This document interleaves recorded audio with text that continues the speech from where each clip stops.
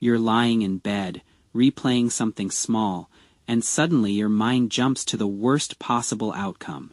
People leaving, things falling apart. You act normal outside, but inside, you're preparing for disaster. And the weird part, you call it being realistic. But what if it's not realism at all? What if your mind is quietly trying to protect you in a way that's actually hurting you? Because this doesn't start where you think it does. It doesn't start with anxiety. It starts with control. You don't imagine worst case scenarios because you enjoy fear. You do it because uncertainty feels worse. Your brain would rather choose a painful outcome than sit in the unknown. And that's where the first shift happens. You think you're predicting the future, but you're actually trying to control how you feel. There's a concept in psychology called intolerance of uncertainty. It means your mind treats the unknown like a threat. So instead of waiting, you simulate pain early. You rehearse disappointment. You picture rejection. You mentally live through failure before it happens. Why? Because if it happens later, it won't shock you. But here's the part most people don't notice. You're not reducing pain, you're extending it. You feel it now. And then again later. That's not protection. That's double exposure. And somewhere deep inside, you know that. But you keep doing it anyway. Because control feels safer than hope. And that leads to something even deeper. The second layer isn't about control. It's about identity. You've quietly built a version of yourself that expects things to go wrong. Not because you're negative, but because life taught you to prepare early. Maybe things didn't go as planned before. Maybe people disappointed you. Maybe you trusted something that broke. So your brain made a rule: don't get too comfortable. Now, every good moment feels temporary. Every silence feels suspicious. Every delay feels like something bad is coming. And without realizing it, you start scanning for danger even when there is none. This is called hypervigilance. Your brain is on alert mode all the time. Not because something is wrong right now, but because something could be, and that could becomes your reality. Let me ask you something. Have you ever had a moment where everything was fine, but you still felt uneasy, like something good was happening, but your mind kept saying, "This won't last"? That's not logic. That's conditioning. Your brain got used to instability, so stability feels fake. And here's the twist most people don't expect. You don't just fear bad outcomes. You also fear being unprepared for them. So you stay in this mental loop. What if this goes wrong? What if they change? What if I lose this? And every question pulls you deeper. But there's a hidden cost. You stop experiencing things fully because part of you is always somewhere else, already dealing with a problem that hasn't even happened. And that leads to the third layer. This one is the hardest to accept. Sometimes imagining the worst is not about fear. It's about emotional safety. Because if you expect the worst, anything better feels like relief. You lower the bar so low that survival feels like success, and in a strange way, that makes you feel in control. But it also keeps you small, because you never allow yourself to expect something good. You never let yourself feel fully excited, because excitement comes with risk, and risk feels dangerous.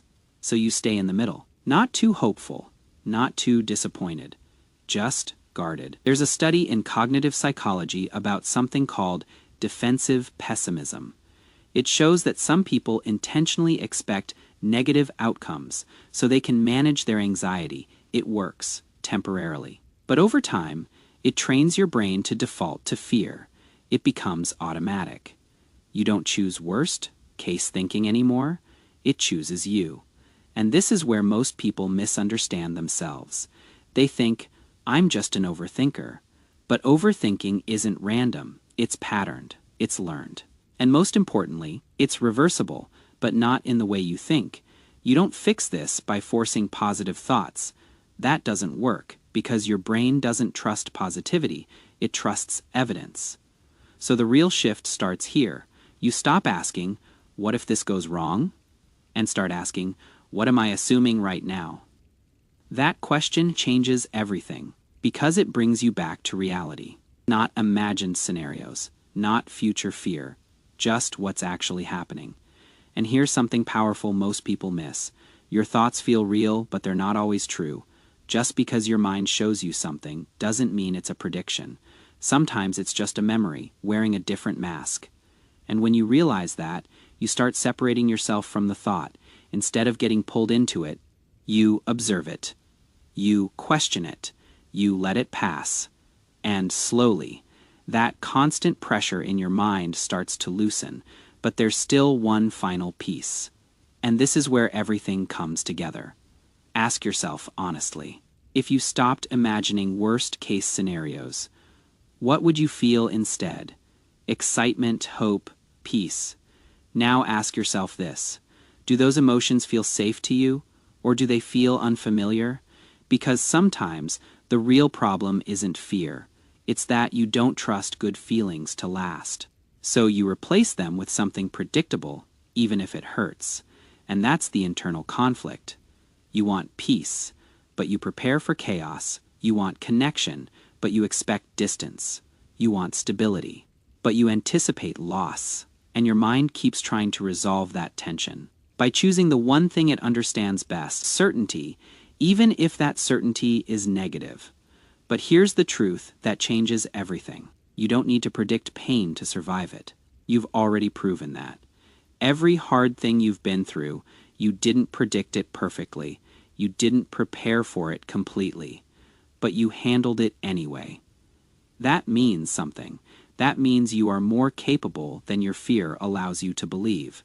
So maybe the goal isn't to stop imagining completely. Maybe the goal is simpler. To not believe every worst-case scenario your mind creates, to see it, but not live inside it, to feel it, but not follow it. Because your mind is trying to protect you.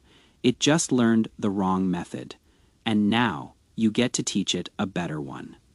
Not by force, but by awareness, by catching the pattern, by questioning the assumption, by choosing presence over prediction. And maybe next time your mind jumps to the worst outcome, you pause for a second. And instead of asking, what if everything goes wrong? You ask something different. What if just this moment is actually okay?